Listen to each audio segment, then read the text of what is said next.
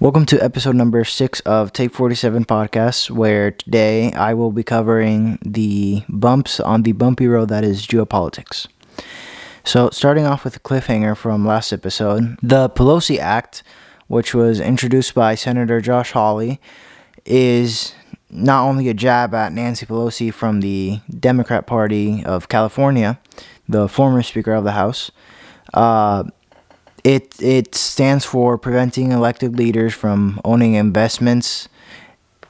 Securities and Investments Act. This is mostly because the people in Congress have some more insight than the average American when it comes to investing, so they have a better timing and better knowledge as to when to invest and when to just dump stocks or pull out. But they have a better knowledge of the stock market and what's going to happen, and they can also pass laws to adjust and be even more corrupt.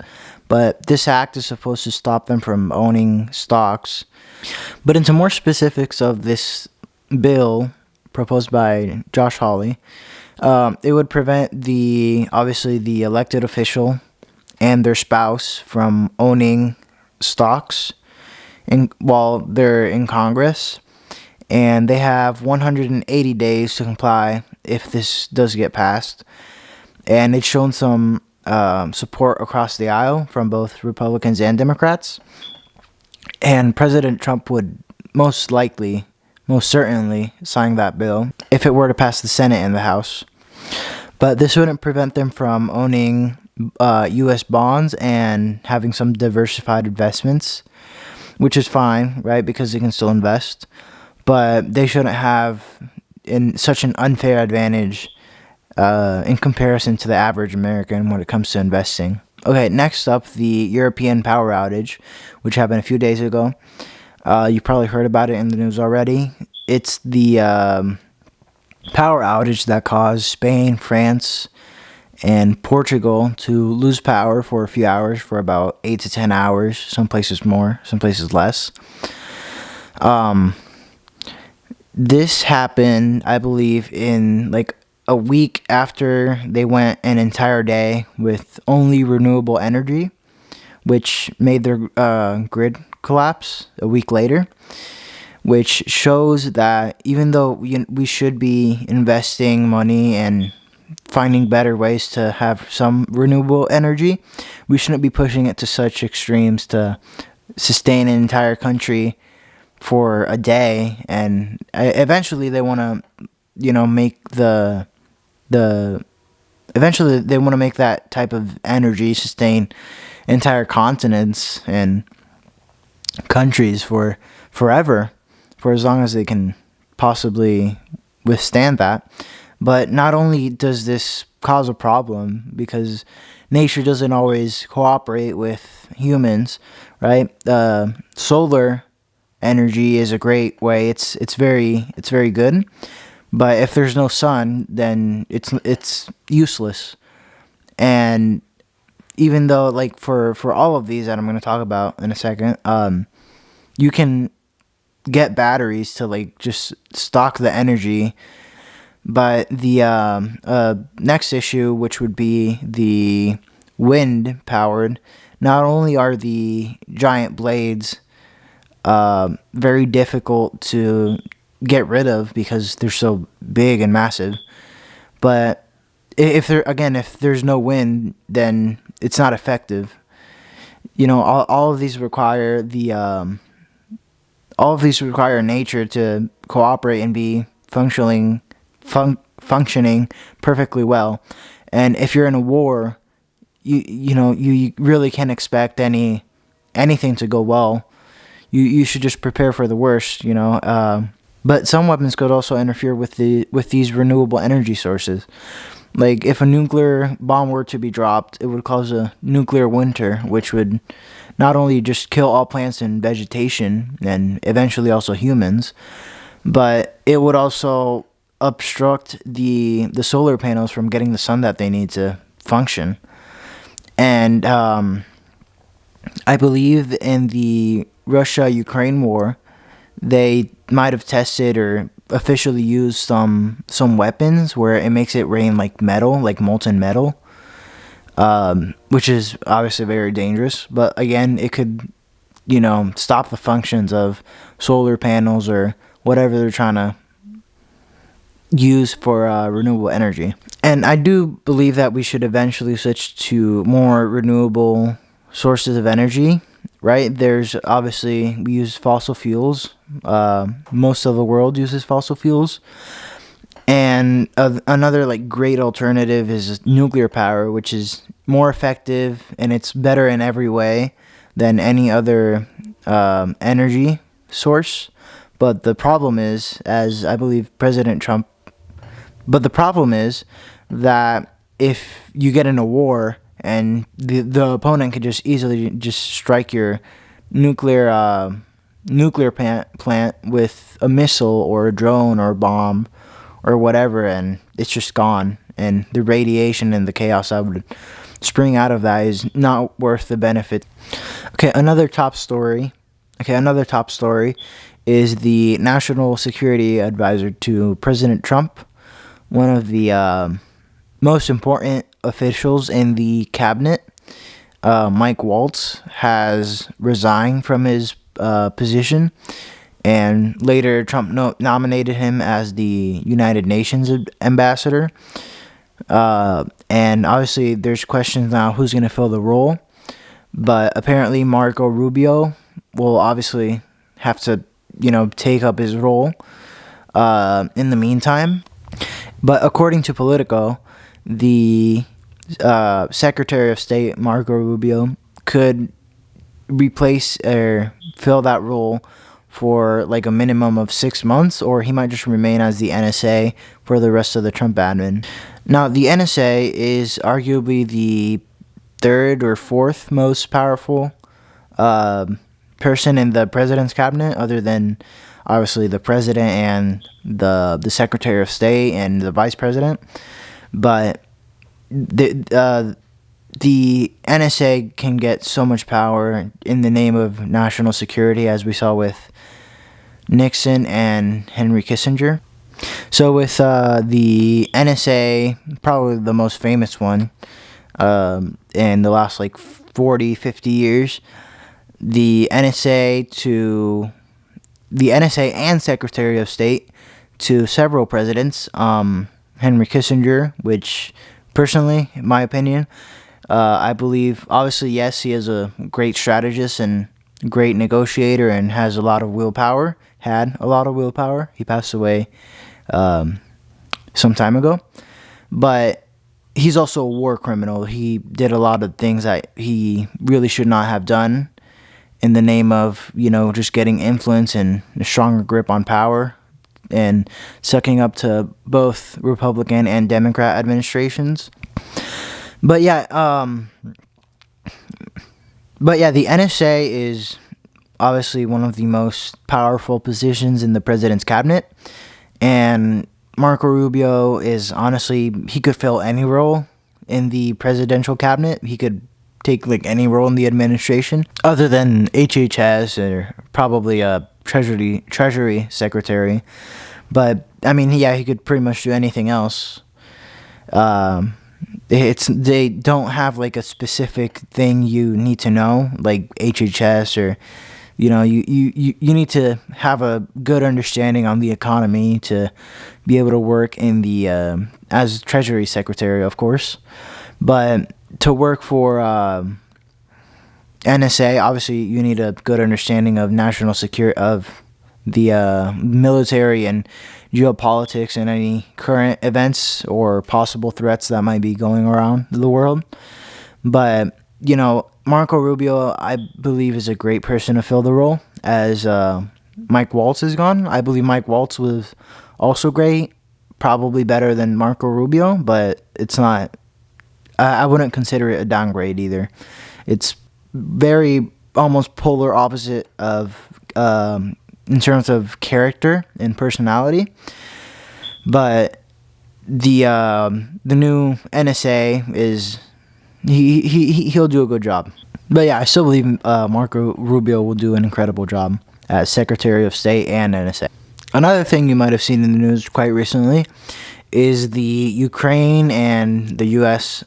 Signed a minerals deal, which is very beneficial to both countries. Obviously, technically more beneficial to Ukraine, at least in the current circumstances.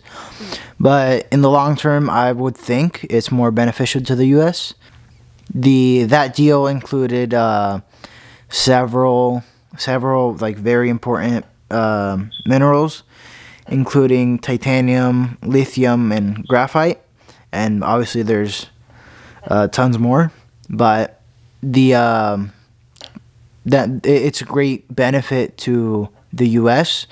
Although some of the mines have been captured by Russia in their steady advances into Ukraine. But Ukraine is still a pretty large country, larger than most people even knew about before the war started. But it's a pretty sizable country. They had a decent economy before the war. Obviously, we don't know what will happen with Ukraine's economy and military and people after the war. Same thing with Russia. They're pretty much on, really Russia is pretty much like on adrenaline, considering that the war is still raging on. They have an incentive to mass produce military equipment, but after the war ends, I believe Putin, he's either going to want to jump like right into another war, or he kind of needs to either jump into another war or find a miracle, because once the military demand is just falls off a cliff, the Russian economy is going to take a pretty big hit. And especially if President Trump decides to finally tariff Russia. And I mean, out of all the countries, Russia isn't really the strongest economic threat to the U.S. But if Trump would really like to crush Russia, which I don't think he does, I think he wants to, obviously, he wants all the countries to prosper. But the U.S. has to be first. The U.S. and its allies is primarily, but the U.S. on top. But I don't think he would want to. I don't think he would tariff Russia. And if he, were to actually tariff Russia, it wouldn't be something so mind blowing, or it wouldn't be anything crazy, or it wouldn't get to China levels over 100%. It'd probably be well under 50%, I would say. But I can't guarantee anything. That's a great thing about the Trump admin.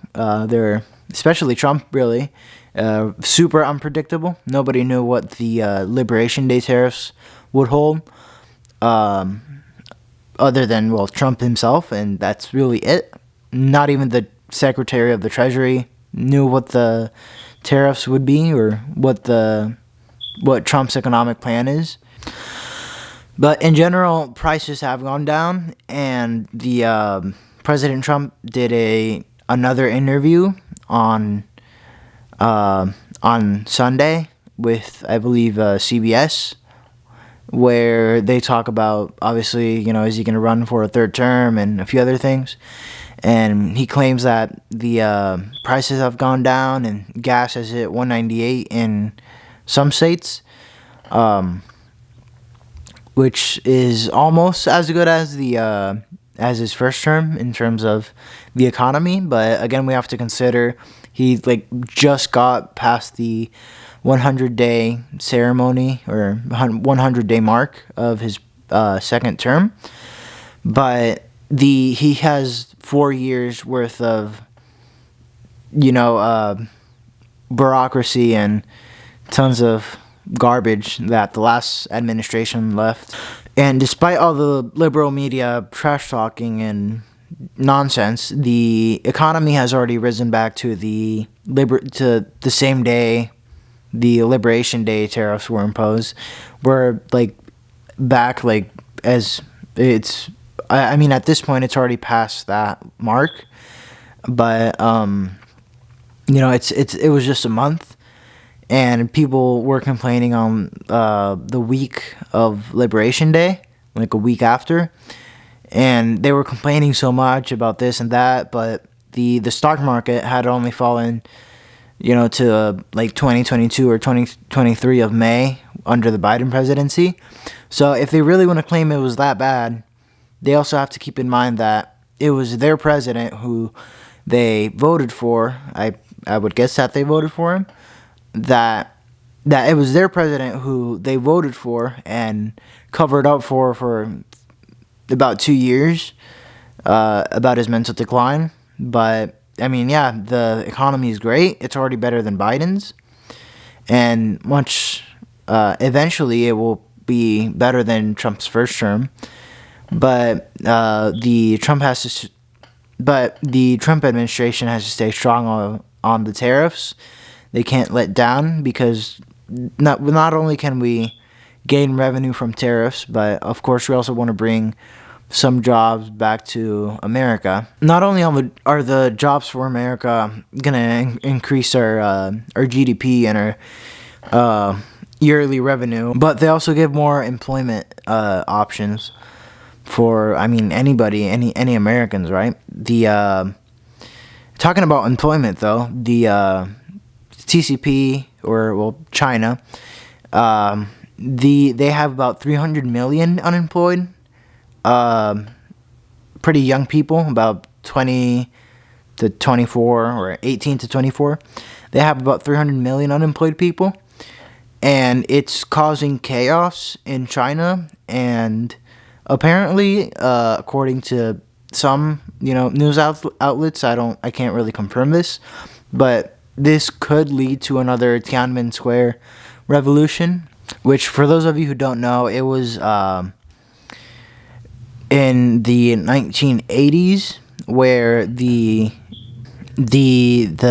young people of China who were just tired of unemployment decided to take to the streets and protest the government, which is obviously something that you can do here in America and in Canada and pretty much most countries, but you can't really do in China because, they're communist, and they're pretty strict on what you can say, and everything belongs to the government. Everything belongs to the government, so they're like very strict on what you can say, and you can't really talk negative about the CCP. And you have to agree with every single viewpoint that they have, or else something bad can happen. But the protests, the Chinese students are just tired of this, because they've been applying to jobs for years, and the CCP keeps hiding their numbers or lying about their numbers, or simply they just stop reporting the numbers because, if they don't see the problem, or if they don't have info on the problem, then apparently it's not a problem, which is a terrible solution. It's a super ineffective way to, quote unquote, solve problems. But the CCP is definitely having trouble with the Trump tariffs. And although I did just mention that the U.S. economy is, getting stronger and going up, the GDP went down by 0.3%, which is kind of expected to happen. Everybody thought that it was going to go down by 1% or a little bit less, and that if it went up, it wasn't going to be much.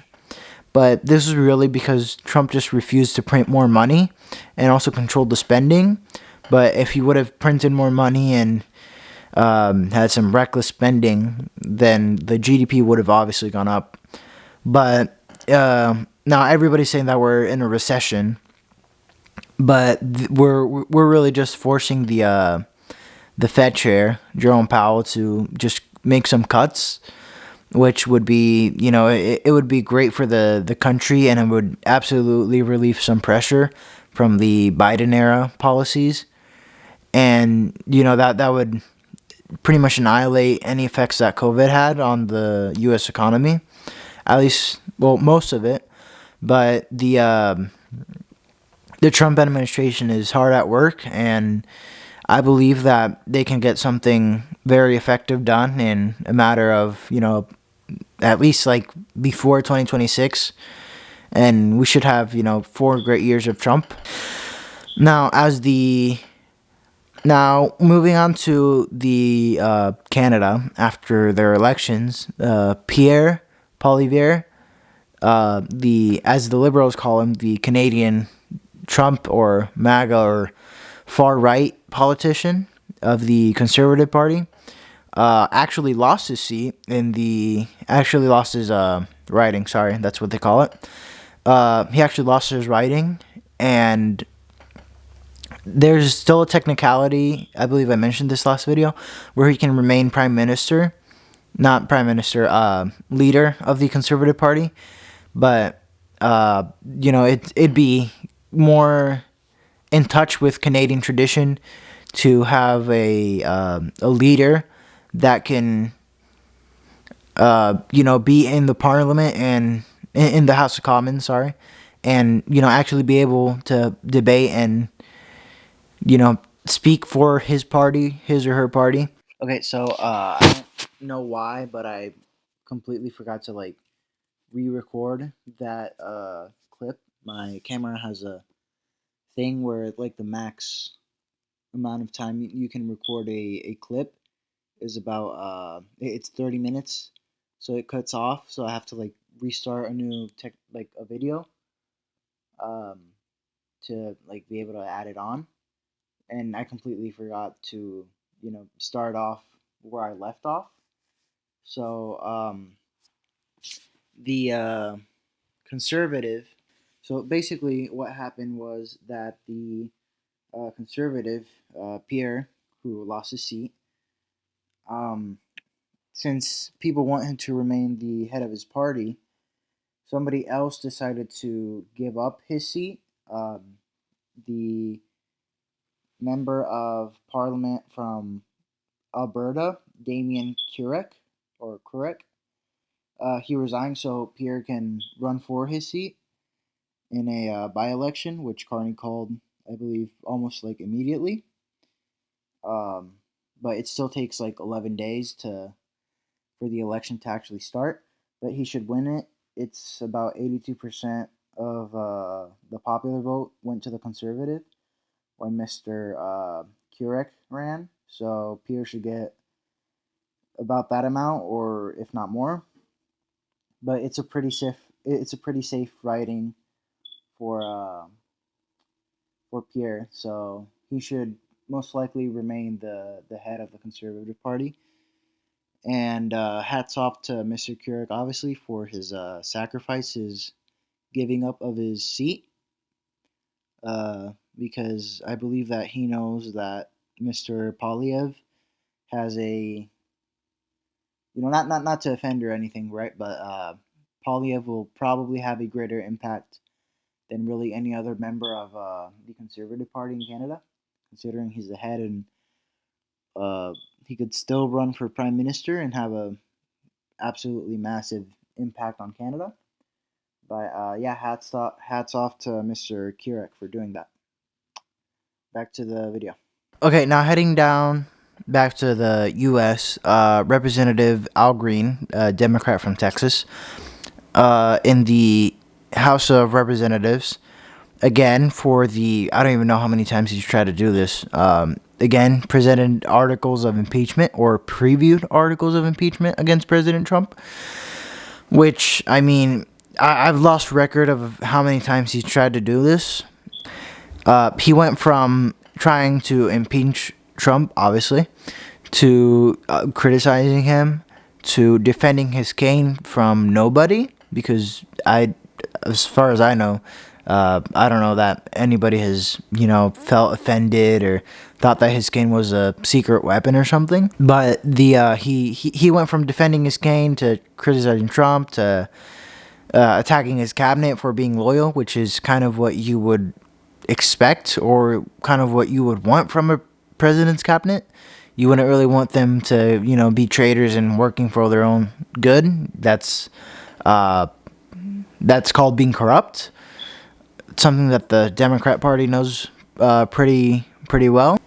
And finally, something that was actually not impressive at all, to me at least, He went from, after talking about all that, to defending his actions in the State of the Union address. And some of you obviously might remember from that State of the Union that the Democrats just didn't stand for anything, and they didn't applaud for anything other than when Trump said that Biden sent, so much money to Ukraine for the war. That's the only thing that they applauded for, and some of them stood for it. But yeah, I think we all remember the pink suits. Al Green obviously was kind of one of the stars of the night. He got kicked out pretty early for refusing to sit down and remain silent, which is something that you'd expect a kindergartner or a toddler to struggle with, but not somebody who has the trust of thousands of people who voted for him to go to the United States government in Washington and represent his district. But I mean, yeah, it's these people have like absolutely no respect, and I don't know what they're thinking sometimes. Just yeah, but yeah, he actually just tried to justify his actions, and he tried to argue that he was willing to be censored but not silenced, which, I mean, it's pretty much the same thing. It's almost like the identical definition. At least, censored in the form of his speech. But, yeah, in general, he's kind of a lunatic. We should have, like term limits for Congress, or some type of like age. Probably term limits are better. That's why, we shouldn't have, as I said earlier, Nancy Pelosi, she's been serving in the United States government, and Biden and Al Green. I'm pretty sure these people have all been serving for decades, like 10, 20 years, 30, 40. And the oldest person that's been a Republican that's currently serving in the Congress that I can remember has probably been serving for like 16 to 20 years, at least that I know of. I'm pretty sure there's probably somebody that's been serving for more.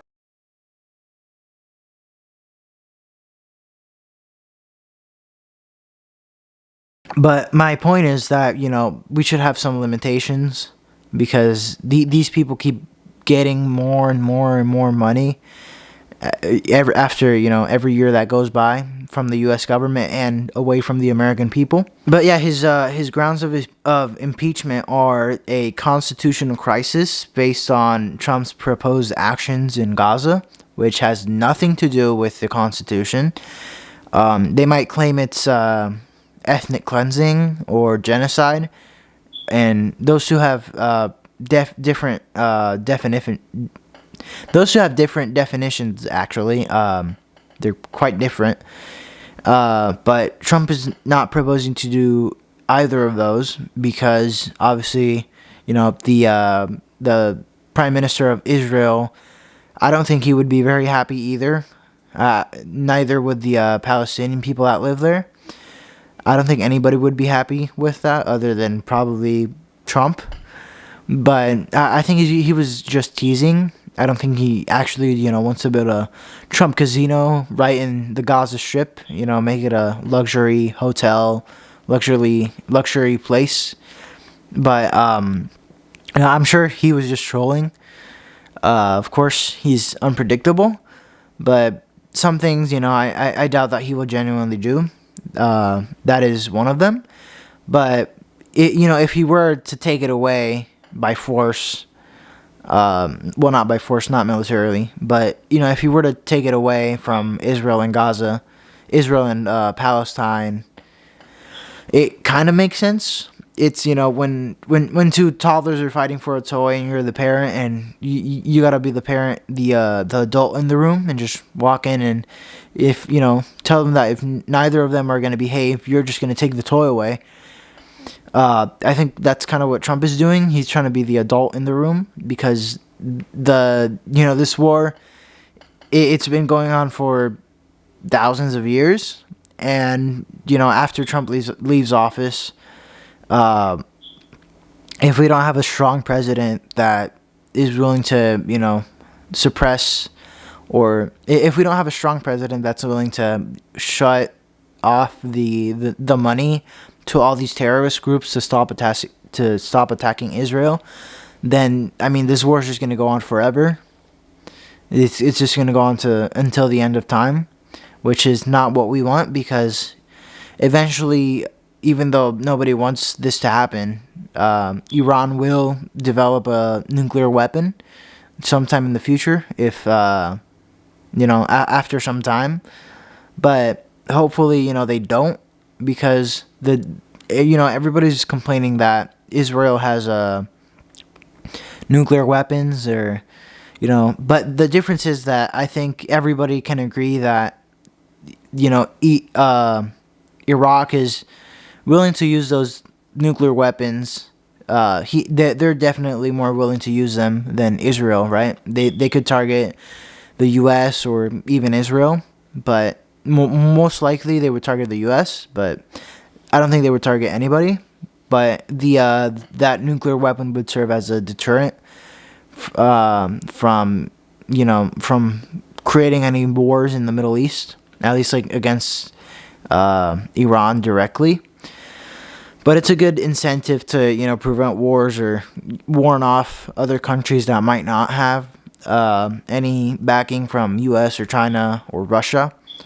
But it's a good way to prevent wars, and also a good way to cause them.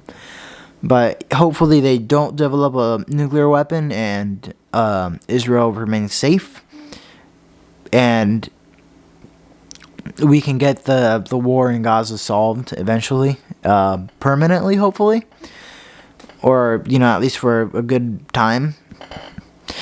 If you have any ideas for topics I should cover, or if you want me to make a video specifically on something, you can leave it down in the comments. I'll happily take any requests that are within my reach. But yeah, I'll take any ideas that you guys might have on topics or news, or you might want to ask my stance on certain issues, and you can ask that down in the comments. I'll either reply to your comment, or if it's a request, I'll make a video on it probably, and if I can't, then I'll probably tell you. But yeah, I hope you enjoyed the video. Next one should be coming out soon.